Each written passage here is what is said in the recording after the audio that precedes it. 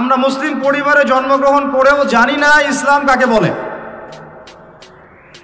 আমরা মুসলিম পরিবারে জন্মগ্রহণ করেছি, কিন্তু আল্লাহর কসম আল্লাহর কসম আল্লাহর কসম আমরা জানি না ইসলাম কাকে বলে। আমি যদি আপনাদেরকে জিজ্ঞাসা করি ইসলামের বেসিক পিলার কয়টা, কত পার্সেন্ট অ্যান্সার দিতে পারবেন? যদি জিজ্ঞাসা করি বিশুদ্ধ করে কোরআন তেলাওয়াত কতজন করতে পারেন? নামাজের ফরজ ওয়াজিব কয়টা? ওযুর ফরজ ওয়াজিব কতগুলো? আপনার জীবনের 25 বছর আপনি পড়াশোনা করেছেন, 25টা সূরা তো দূরের কথা, 25টা আয়াতের অর্থ আপনি আমাকে বলতে পারবেন কিনা?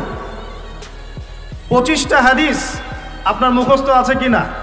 ছোট ছোট হাদিসের কথা বলছি। ফর এক্সাম্পল, আল হায়াউ শু'বাতুম মিনাল ঈমান, ইন্নামাল আমালু বিন্নিয়াত, আল কোরআন হুজ্জাতুন লাকা ওয়া আলাইক ইত্যাদি ছোট ছোট হাদিসের কথা বলছি। আপনি কি আমাকে 25টা হাদিস শোনাতে পারবেন?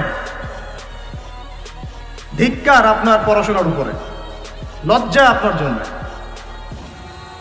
লজ্জা আপনার জন্য, ধিক্কার আপনার পড়াশোনার উপরে। থুতু নিক্ষেপ করতে হবে আপনার সার্টিফিকেটের উপরে। আমার কথায় মন খারাপ করবেন না। আপনার বিবেককে জাগ্রত করার জন্যই এভাবেই রাতের পর রাত জেগে জেগে আমরা মানুষের দুয়ারে দুয়ারে ঘুরে বেড়াই, অনলি আপনাদের বিবেককে জাগ্রত করার জন্যই। ওয়াল্লাহি এছাড়া অন্য কোনো স্বার্থ আমাদের নাই।